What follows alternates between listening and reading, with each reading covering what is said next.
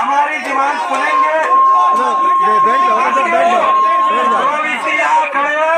हमारी डिमांड सुनेंगे और एक एक करके अपनी डिमांड उनको बताएंगे और उनको हमारी डिमांड को क्या एक्शन लेंगे और क्या मानेंगे। और DSW डॉक्टर और कोई भी बीच में आके अगर एक शब्द नहीं बोलना है, बस हमें सिर्फ और सिर्फ प्रोवीसी खड़े हैं। हमारी पहली डिमांड जाएगी, उसका डिमांड सिर्फ और सिर्फ प्रोवीसी देंगे, उसके अलावा ना DSW देंगे ना डॉक्टर देंगे। Admission procedure to part-time certificate, diploma and advanced diploma courses, and we hope the decision to exclude non-regular students from the admission to SEN. Number 2, ensure transparency in admission process. उसका part number 1 है ensure the publication of common rank list with details, entrance roll number, registration number, name of candidate, guardian's name, parents' name, category along with marks of entrance and interview. Category-wise cutoff at each stage of admission. Individual scorecards 2 must be given. Reduction in the fees of form for entrance examination and reimbursal of the amount after reduction to the students who have failed so far. Demand number 7, extend the period to fill entrance form. Demand number 8, transparency in hostel allotments and scrap interview in hostel allotments. Practice हुआ है इस rule के तहत। The prospectus mention the following rule. In case a provisionally admitted student is unable to submit the first declared result of the qualifying examination for verification in the concerned department, faculty, center of Jamia in support of the eligibility for the program by 16/9/2020, his or her admission will be cancelled and all fees shall be forfeited. Emphasis should be given to the phrase first declared result. In the previous academic session, it was seen that the above quoted rule was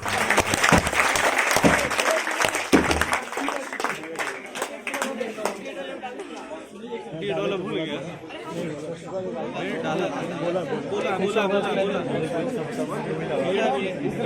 बोला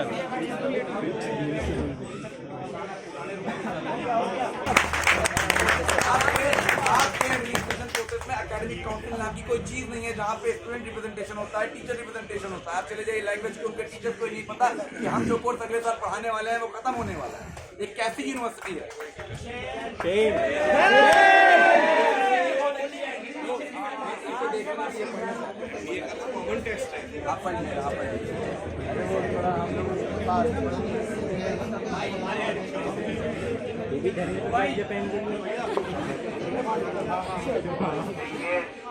आप लोगों ने अपनी बात को पढ़ के सुना दी, लेकिन मैं आपको उससे पहले ये बता दूं कि कल हमने एक 5 टीचर्स की कमेटी कंस्टिट्यूट की थी और आपके कुछ स्टूडेंट्स को जिनके भी नंबर हमको मिल पाए थे उनसे उन टीचर्स की बात की और जो डिमांड्स आज हैं तो मेरे ख्याल में आज तो 2-4 और शायद ज़्यादा ही हैं।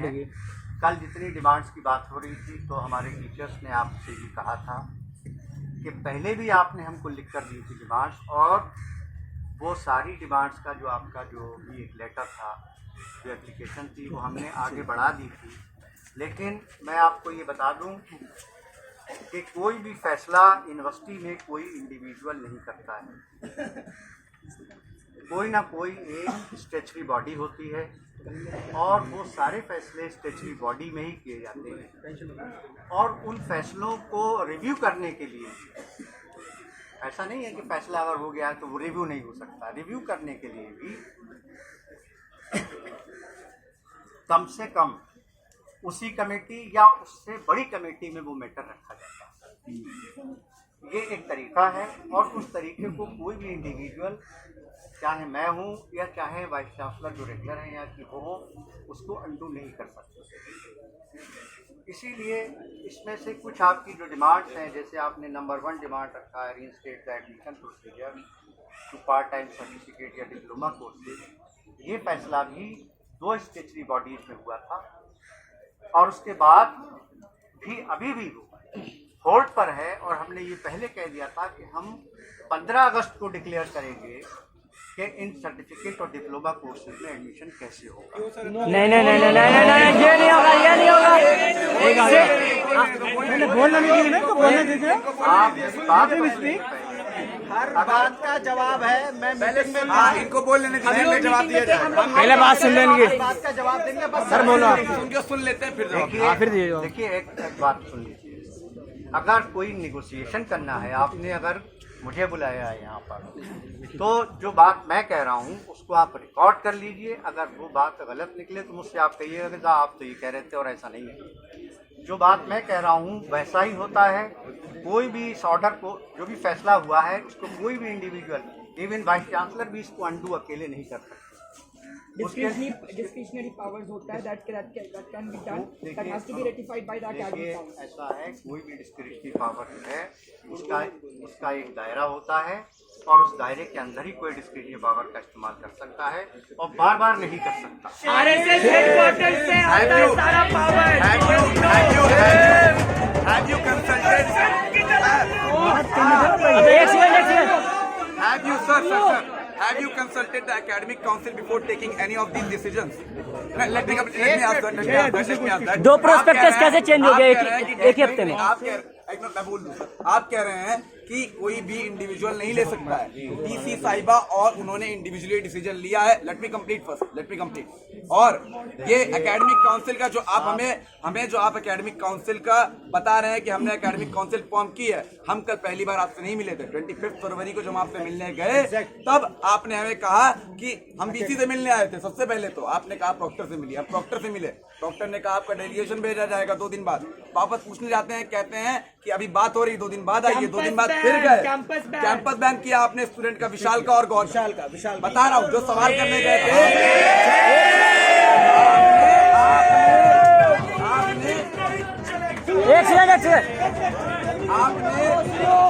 आपने कैंपस बैन किया विशाल का, क्योंकि वो पूछने गया था आपसे। उसके बाद जब हम फिर पूछने गए तो प्रॉक्टर साहब बड़े आसानी से कॉलर झटक के कहते हैं कि मेरे पास कोई पावर नहीं है, एनयू खान से मिलिए आप। तो आपने जिम्मेदारी क्यों ली थी? First of all NU Khan से मिलने आते हैं, वो कहते हैं डीएसडब्ल्यू से मिलिए। डीएसडब्ल्यू से मिलने आते हैं, तब तक पता चलता है कि प्रॉस्पेक्टस से कोर्स ही खत्म हो गया है। अब 15 अगस्त को वो कोर्स आएगा। रुक जाइए, आप जवाब दीजिए। उसके बाद जब वो कोर्स भी खत्म हो गया, हम जब कॉल लेते हैं कि बीसी से मिलने आना है, तो डीएसडब्ल्यू वहाँ पे कहता है कि पुलिस मिलेगी आपसे। डीएसडब्ल्यू पुलिस मिलेगी। बोला जाता है कि पुलिस आपको ट्रीट करेगी, ये बोला जाता है। हम कोई भी इस पे निगोशिएशन की बात करने नहीं आए हैं सर। ये डिमांड है आपका एकेडमिक काउंसिल अगर है, बैठाइए, 1 घंटे में बात करिए, डिसीजन लेके आइए। देखिए, एक तो बात मैं आपसे ये कहूँ कि आप भले ही जो भी डीएसडब्ल्यू हैं उनके स्टूडेंट डायरेक्ट ना रहे हों, वो आपके टीचर हैं। और किसी भी इंस्टीट्यूशन में ये नहीं सिखाया जाता कि वो कोई भी टीचर, चाहे उसने आपको पढ़ाया हो या ना पढ़ाया हो, कम से कम उससे अदब से बात करें।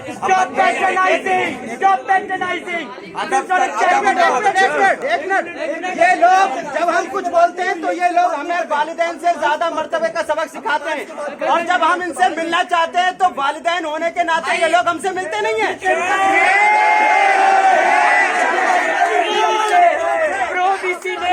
चीफ डॉक्टर ने कई मरतबा प्रोविसी के पास कॉल किया मीटिंग के लिए, बार मीटिंग डिनाई किया गया, रिकॉर्ड है।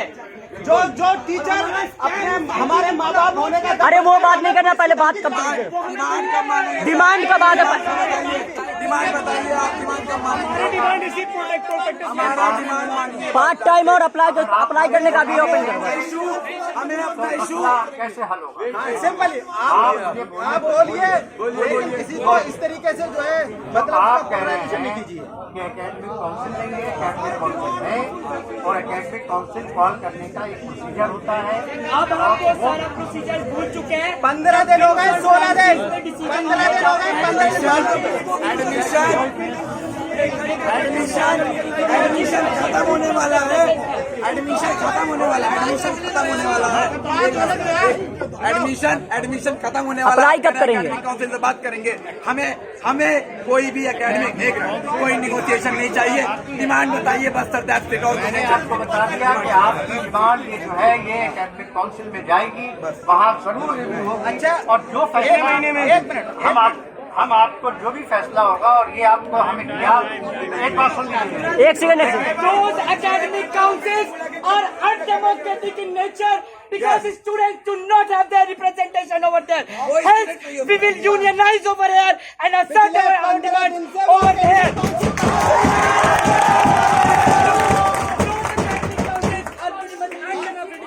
विशाल, पिछले 15 दिन से वो एकेडमिक काउंसिल कहाँ थी? जब वीसी गिराव का कॉल है तब एकेडमिक काउंसिल याद आती है।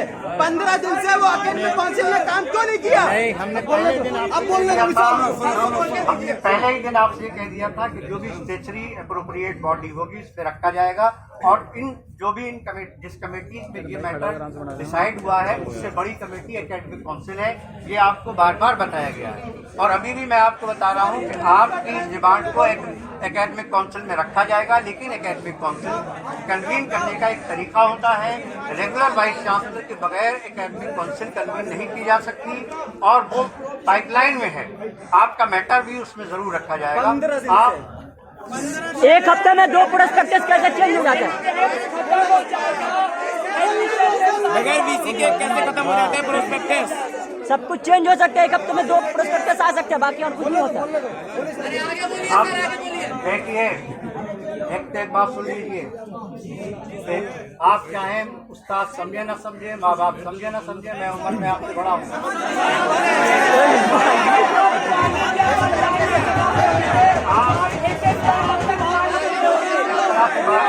माँ बाप का फर्ज निभाते तो हमारी परेशानियाँ समझते, फीस नहीं बढ़ाई जाती, डिस्क्रिमिनेटरी लॉज इम्पोज नहीं किए जाते।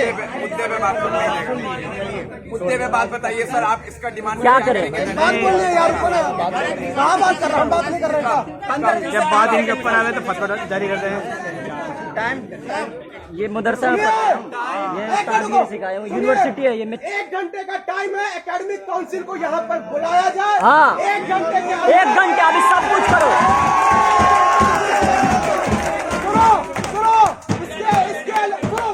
इसके अलावा और कोई नेगोशिएशन नहीं होगा। नहीं होगा। 1 घंटे का टाइम दिया जाए, 1 घंटे में एकेडमिक काउंसिल यहाँ आए और डिसीजन ले।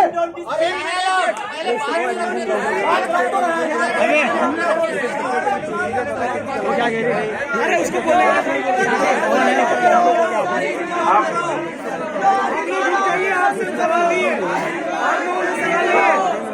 हुक्म तो इन्होंने सुना दिया कि 1 घंटे में एकेडमिक काउंसिल होगी, लेकिन मैं आपको बता दूं कि एकेडमिक काउंसिल में यूनिवर्सिटी से बाहर के भी लोग होते हैं, आउटसाइड जामिया, दूसरी यूनिवर्सिटीज के भी लोग होते हैं। उनको एक नोटिस देने का टाइम होता है। अब तक तो सारे तालेबान याद आ रहे क्या? Students representation क्यों नहीं होता academic council में? एक तो बात है कि स्टूडेंट रिप्रेजेंटेशन नहीं है एकेडमिक काउंसिल में। दूसरी बात जब बाहर यूनिवर्सिटी के लोग उसमें शामिल हैं तो पिछले 15 दिन से उन्हें कहाँ थे वो लोग? यहाँ के हेड डीन सारे उसमें शामिल होते हैं। 15 दिन से कहाँ थे? ये खुद नहीं चाहते, गुंडों को भी बुला लेते हैं। जामिया के स्टूडेंट नहीं रहेंगे, बाहर के लोग रहेंगे। आप सुनिए, देखिए, आप जो बात कर रहे हैं ये तीनों डिमांड्स आपकी उस कैटेगरी में आती है जो एकेडमिक काउंसिल में डिसाइड होंगी। चौथी डिमांड जो है आपकी प्रोवाइड स्क्राइब। अरे भाई सुन लीजिए पहले तो आप कह रहे हैं provide scribe against paid recommendation to PWD candidate. आपको पता है आज से नहीं, कम से कम 10-15 साल से मैं देख रहा हूँ कि जो भी PWD कैंडिडेट होता है उसको स्क्राइब प्रोवाइड किया जाता है, एक्स्ट्रा टाइम दिया जाता है। हर 1 घंटे के ऊपर 20 मिनट का टाइम उसको दिया जाता है एक्स्ट्रा, और ये प्रेवलेंट है, ये आज की बात नहीं है, 20 साल से ये प्रैक्टिस हो रही है। कोई मुझे ये बता दे आके कि साहब हमने मांगा था इसका, या तो हम आपसे कहते हैं आप ले आओ, हम उसका जो भी सर्टिफिकेट है वो वेरीफाई करेंगे और अलाउ कर देंगे। अगर आप नहीं ला सकते हो तो हम प्रोवाइड करेंगे, एक इन्विजिलेटर की उसको जो भी रेम्युनरेशन होता है वो पे किया जाता है। प्रॉब्लम मैं बताऊं कहाँ से, फिजिबिलिटी में। अगर फॉर एग्जांपल मैं PWD स्टूडेंट हूँ और मैं कह रहा हूँ मुझे इसका प्रोवाइड करवाइए, मुझे इतने धक्के खाने पड़ते हैं या तब तक मैं एंट्रेंस फॉर्म नहीं भरता हूँ, अपना एडमिशन नहीं लेता हूँ। वो फिजिबिलिटी, देखिए सर, फिजिबिलिटी की बात है उसमें, उसको इजी प्रोसेस करिए। बिल्कुल फिजिबिलिटी की बात नहीं है। मैं आपको बता दूं कि कोई कैंडिडेट, मैं फैकल्टी ऑफ एजुकेशन में है, जो लोग फैकल्टी ऑफ एजुकेशन से अगर इस कैटेगरी के पास आउट हैं, एक भी आके मुझे बता दे कि उनको स्क्राइब प्रोवाइड नहीं किया गया है या उनका लाया हुआ एक्सेप्ट नहीं किया गया है और एक्स्ट्रा टाइम नहीं दिया गया, मैं यहाँ खड़ा हूँ, मेरे सामने लाइए कोई भी आके। ये प्रैक्टिस है, ला दिया जाएगा, वो भी आप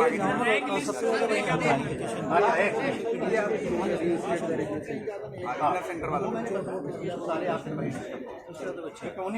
और ये जो भी रीजनल सेंटर्स हैं, आपको मैं बता दूं कि अभी नहीं हुए हैं ये खत्म। ये पिछली बार जब प्रोफेसर शाहिद अशरफ साहब थे ऑफिशिएट कर रहे थे, उनकी वाइस चांसलरशिप में ये फैसला हुआ था कि चूंकि कभी कभी ऐसा होता है कि कैंडिडेट इतने कम होते हैं, 15 कैंडिडेट हैं, 12 कैंडिडेट हैं, एक सेंटर पे भेजने का मतलब ये होता है कि यहाँ से 2 लोग जाते हैं कम से कम, और कम से कम 6-8 लोग उस सेंटर के होते हैं, उनको पेमेंट होता है, उस बिल्डिंग का पेमेंट होता है।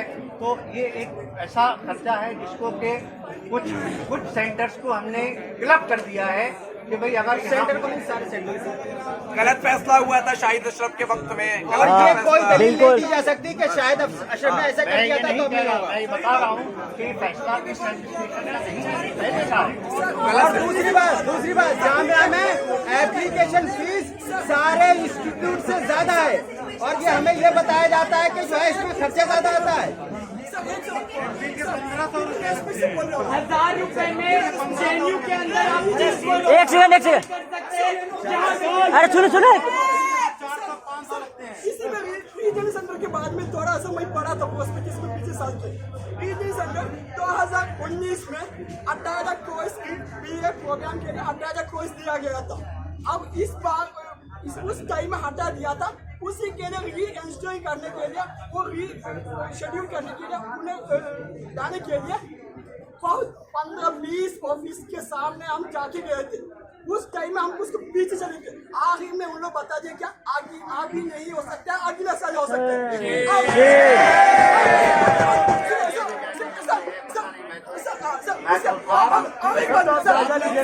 सर अभी आपने बोला, एक सेकंड अभी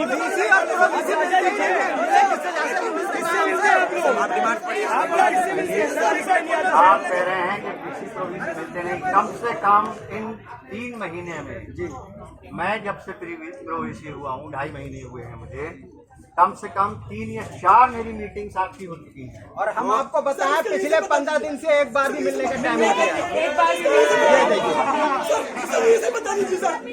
सिर्फ मीटिंग होती, सोल्यूशन नहीं होता। क्यों हटा दिया, ये बता दीजिए। डिमांड साहब आगे पढ़िए, क्यों हटा दिया, बता दीजिए। रिमूव किया जा सकता अभी डिमांड साहब पूरी पढ़ लीजिए सर, आपके पास डिमांड 15 दिनों से है सर,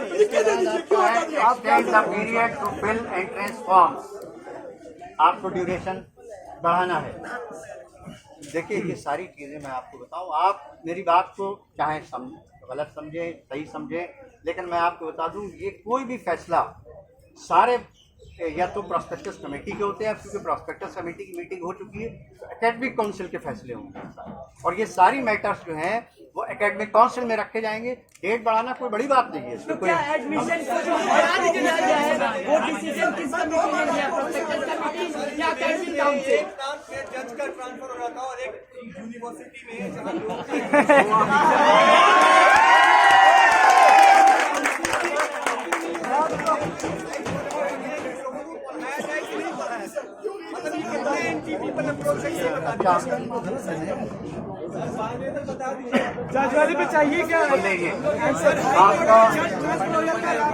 आपका डिमांड है transparency in hostel allotment student को सर निकाल दो बाहर। And scrap interview in hostel allotment. हो सकता है कि उसके 92% मार्क्स हो और एक बच्चा वो हो सकता है कि मार्क्स उसके कम हो, लेकिन उसकी माली हालत ऐसी नहीं है कि वो कहीं पर किराए पे लेके रह सके। चले सर्वे कर लेते हैं हॉस्टल में चलते हम लोग आज। हमसे ज़्यादा आपने सर्वे नहीं किया है। ऐसा नहीं है सर, अभी तक बच्चों के साथ मिलते भी नहीं है। बच्चों के साथ रहते हैं। सर्वे कैसे कर लेते हैं, बच्चों के साथ मिलते भी नहीं है। बच्चों के साथ नहीं, आपके बच्चों के साथ बिल्कुल, जब मिलना आते हैं जब नहीं मिलते हैं। और कैसे सर्वे कर लिया आपने? किसी के बारे में नहीं जानते। सब बाई फेस सबको जानते हैं, लेकिन ये जरूरी नहीं है कि बाई नेम सबको जाना जाए।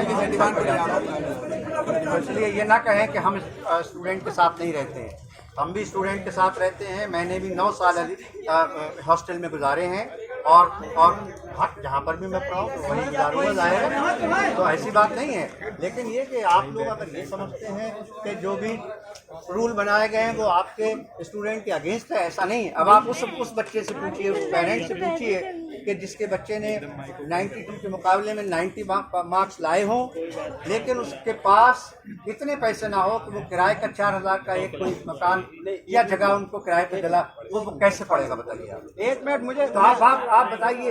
या बहुत से बच्चे ऐसे होते हैं जिनको हम होता क्या है, मैं बता रहा हूँ इस प्रोसेस में होता क्या है। एक लड़का था यहाँ पे बलराम मीना, कौन कौन जानता है? बलराम मीना जानते हैं ना आप लोग? उर्दू डिपार्टमेंट में उसने एडमिशन लिया था, उर्दू डिपार्टमेंट में उसने एडमिशन लिया था। वो जाकर रहता था वहाँ पे, क्या नाम है, दिल्ली रेलवे स्टेशन पे। रेलवे स्टेशन पर रहता था। जो कहते हैं ना हमने सर्वे करा लिया, हमें खबर है कौन बच्चा कितनी माली नहीं करा लिया। अभी बता रहे हैं।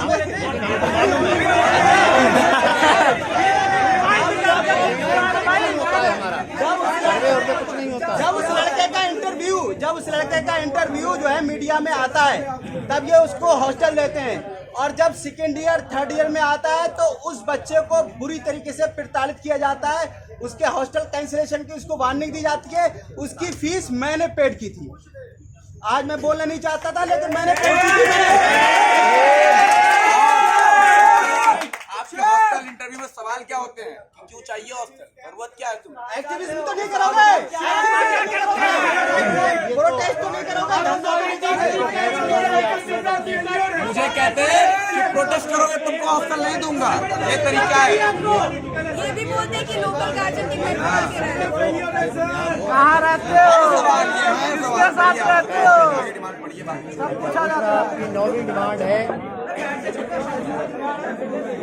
देखिए आपने लिखा है in case a provisionally admitted student is unable to submit the first declared result of the qualifying examination for verification in the concerned department, faculty center of Jamia in support of the eligibility for the program by 16th November 2020, his admission will be cancelled and all fees shall be forfeited. इस पे क्या चाहते हैं आप? ये first declared result है ना, ये वाला रूल। लास्ट ईयर एक स्टूडेंट है, उसका नाम है शायान मुअज्जम। उसका किसी पेपर में बैक आया था और उसका मेरिट लिस्ट में नाम था, ठीक है। एक सप्ताह के बाद में वो बैक पेपर क्लियर हो गया और दोबारा से उसका नाम आया स्पॉट में, यानी कि उसकी डिग्री कंप्लीट हो चुकी है, मार्कशीट कंप्लीट हो चुका है, लेकिन फिर भी डीन सोशल साइंसेज ने उसका एडमिशन रोका, ये कहते हुए कि तुम्हारा फर्स्ट डिक्लेयर्ड रिजल्ट में बैक था, इसलिए तुमको नहीं देंगे। जब हो गया और उस लड़के को आज भी हम आपके सामने खड़ा कर सकते हैं। लड़के का नाम है शायान मुअज्जम, आप पूछ लीजिएगा, उसने बहुत जगह पे डेलीगेशन दिया हुआ है। पॉल साइंस का लड़का है। मुझे एक एग्जाम्पल है और कहीं पता नहीं। मेरी एक बात सुन लीजिए। और ये एक एग्जाम्पल है, ये कई एग्जाम्पल है यूनिवर्सिटी। मेरी एक बात सुनिए, एक एडमिशन लिस्ट डिक्लेयर होती है 20 बच्चों की फॉर एग्जाम्पल। इसका मतलब है कि वो 20 बच्चे सिलेक्ट हो गए और उन्होंने अपना रिजल्ट कंप्लीट अपने डिपार्टमेंट में जाके सबमिट कर दिया, ठीक है।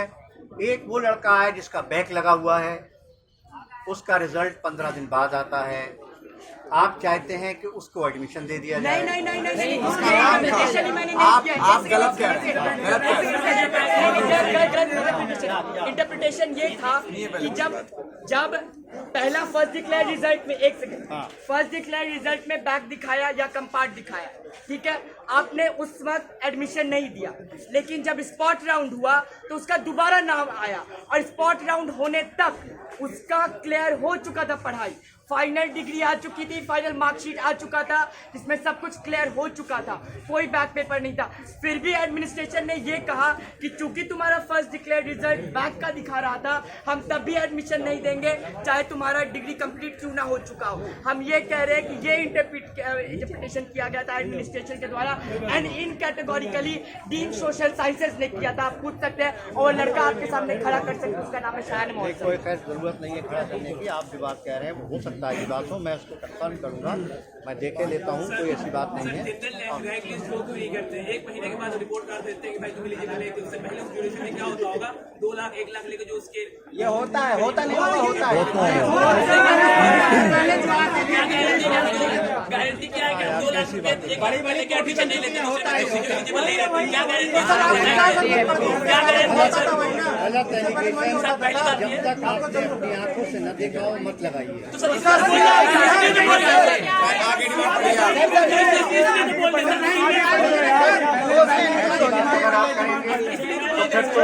मतलब है किसी पे यकीन अब है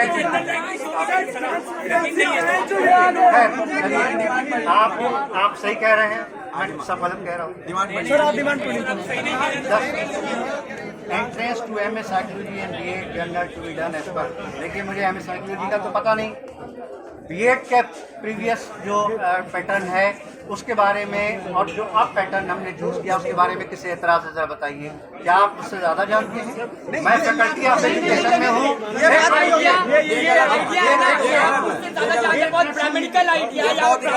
सुनिए, पहले का जो प्रोसीजर था उसमें इंटरव्यू हुआ करता था। टीचिंग बीएड की जितने भी कोर्सेज हैं या बीएड वाले डिपार्टमेंट में, उसमें पहले इंटरव्यू हुआ करता था, बीच में किसी वजह से वो इंटरव्यू खत्म कर दिया गया। पिछले 8-7 साल से लगातार फैकल्टी की, स्टूडेंट्स की और जहां हमारे टीचर्स जाते हैं अप्लाई होंगे, उनकी डिमांड थी कि साहब एक बार आप उनको इंटरव्यू में स्क्रीन भी कर लिया करें, आप जो कैंडिडेट उसमें आते हैं। इसलिए ये इंटरव्यू इस कैंपस के अंदर आपको समझना होगा। एडमिनिस्ट्रेशन को एक बात बहुत कायदे समझना होगा कि जो करप्शन का इशू है इस कैंपस के अंदर, इंटरव्यू एक रास्ता खोलता है। जो अपने मनपसंद उनको आप ले लेंगे।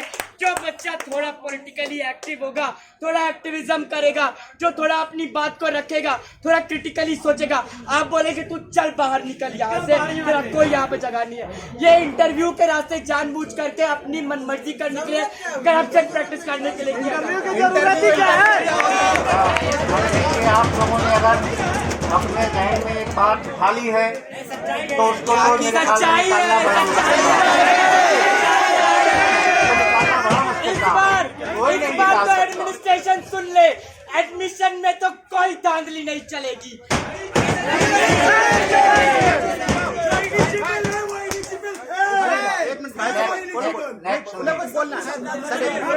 सर बीएड का जो था पहले क्वेश्चन जो पेपर आता था, पहले 60 नंबर का आपका सब्जेक्ट का आता था और 35 नंबर आपके मीडियम का आता था और 75 नंबर जनरल क्वेश्चन आते थे। लेकिन अब की बार ये कर दिया गया कि 150 नंबर का जनरल क्वेश्चन कर दिया, बाकी 20 नंबर सिर्फ आपके सब्जेक्ट से। अरे भाई अब जो इंटरव्यू है उसमें सब जितने भी ग्रुप बनेंगे वो सब्जेक्ट वाइज होंगे।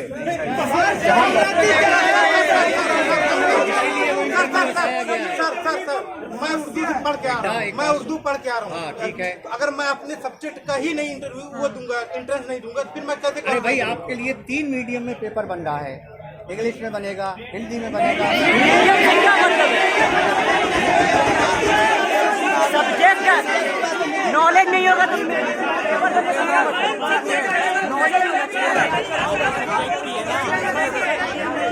अब आप सिलेबस से ही अगर इंटरेस्ट अगर हमारा क्वेश्चन ना आए तो फिर हम कहाँ से आएंगे? कौन ये सारी चीजें अगर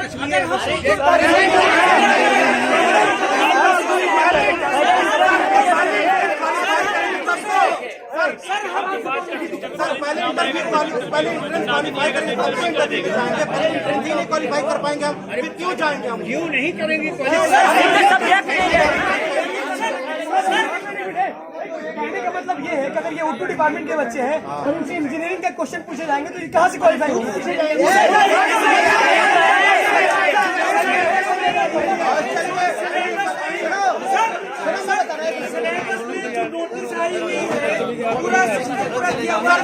मैं आपको सिलेबस दिखा सकता हूँ, सिलेबस मेरे पास है।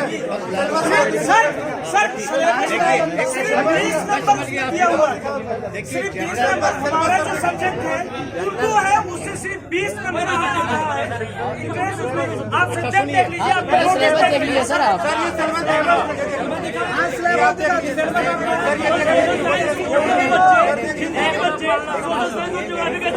देखिए मेरी बात होती है, जनरल नॉलेज, जनरल अवेयरनेस के नाम से कुछ चीज़ें ऐसी होती हैं जो दूसरे डिसिप्लिन या दूसरे एरियाज की होती हैं, लेकिन आपके सब्जेक्ट के साथ पूरा इंसाफ क्यों होगा कि जब आप इंटरव्यू देने जाएंगे तो सब्जेक्ट वाइज इंटरव्यू ना चाहिए।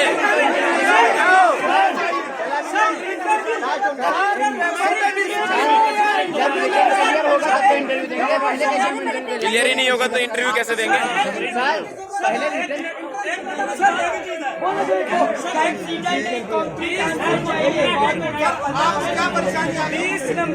बीस नंबर हमारा इंटरेस्ट में क्वेश्चन आ रहा है उर्दू सब्जेक्ट से, मेन सब्जेक्ट से, और 20 नंबर का अगर जैसा आपके बकौल, आपके कहने के मुताबिक 20 नंबर का जो हो रहा है इंटरव्यू में हमारे सब्जेक्ट से पूछा जाएगा तो सिर्फ 40 नंबर हुआ। हालांकि इससे पहले जो होता था 95 नंबर हमारा मेन सब्जेक्ट से हुआ करता था।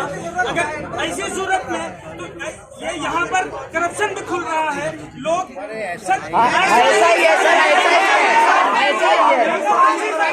बात माननी नहीं है कुछ।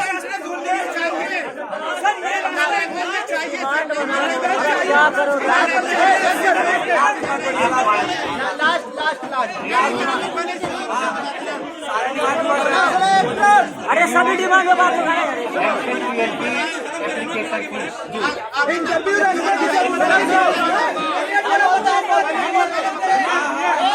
भाई यार प्लीज खामोश हो जाओ। लास्ट पॉइंट है reduce MPhil application fees, MPhil PhD. क्या हमने इस साल एमफिल पीएचडी की फीस बढ़ाई है? क्या आपने 15 साल पहले 1500 से पहले बढ़ाई है? कहाँ बढ़ाया है? 1530 है, 1500 कम करिए, बच्चों को महंगी पड़ रही है, बच्चे पढ़ने आते हैं। ये माइनर सुनो, एक मिनट मेरी बात सुनो। एससीओ में नहीं सर, मुझे बोलने दीजिए। हैदराबाद यूनिवर्सिटी में, मानू में, जेएनयू में, एएमयू में, सब जगह फीस कितनी है? 500। और उनमें से एएमयू को छोड़कर कोई भी माइनॉरिटी इंस्टीट्यूट नहीं है। और ये माइनॉरिटी इंस्टीट्यूट है और सचर कमेटी ने क्या हालत बताई है ये हमें सबको मालूम। हमसे फीस कितनी ली जाती है? 1500। जायज है? अब सर जवाब दे दीजिए। बीएड के लिए 700।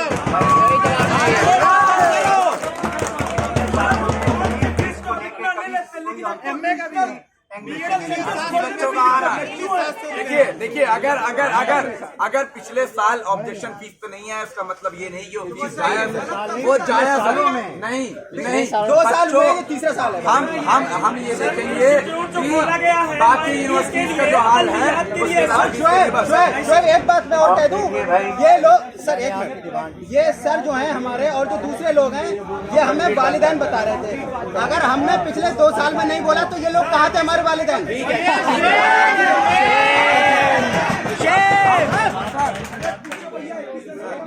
नहीं सर, सर अभी 25 तारीख से डेलीगेशन देना शुरू किया।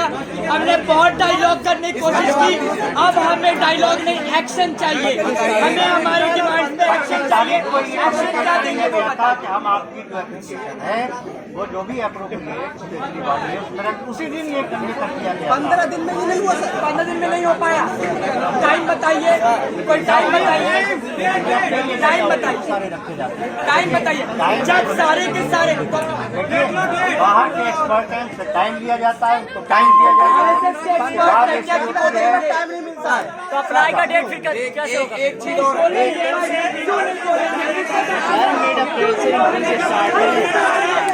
चला रही है क्या यूनिवर्सिटी को? क्यों नहीं क्यों तकलीफ हो रहा है? अप्लाई कब से करेंगे डिप्लोमा में, ये बताए सर बस। बीएड से हटाया है। सब्जेक्ट से जो जिस तरह के क्वेश्चन आते हैं वो हमारे क्वेश्चन आने लॉ फैकल्टी की डिमांड जो है, लॉ फैकल्टी में पिछले साल से पहले तक रेगुलर का और सेल्फ फाइनेंस का एक एंट्रेंस होता था। मार्क्स के अकॉर्डिंग रेगुलर में मिलता था और सेल्फ फाइनेंस में एडमिशन मिलता था। बट अब 2 एंट्रेंस एग्जाम देने पड़ते हैं, रेगुलर के लिए अलग, सेल्फ फाइनेंस के लिए अलग। एक इंसान अगर इकोनॉमिकली बैकग्राउंड फैमिली से आ रहा है, पहले प्रोस्पेक्टस देख ले, एक एग्जाम करवाइए।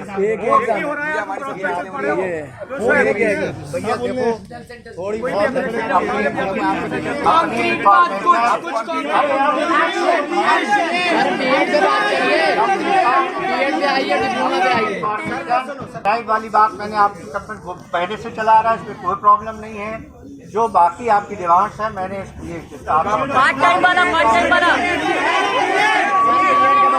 एसी में रखी जाती है, उसका एग्जैक्ट टाइम क्योंकि जब तक बाहर के एक्सपर्ट से कंसल्ट नहीं मिलती है तब तक मीटिंग करने का कोई, कल को आप कहेंगे कि साहब फलाने मेंबर तो आए। कंक्रीट बताइए सर, कुछ कंक्रीट बताइए कि आप ये फैसला करेंगे।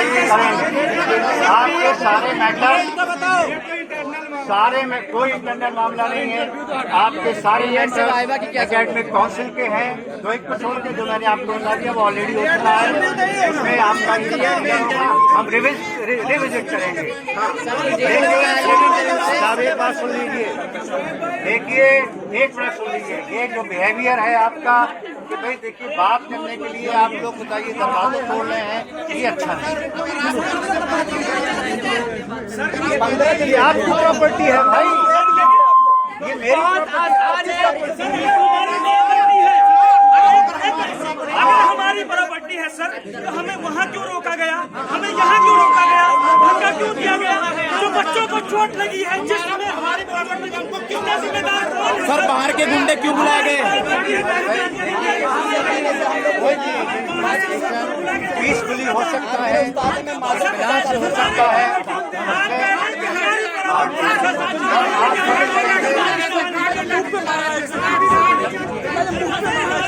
अरे गाड़ी लाठी चलाई है उसका क्या?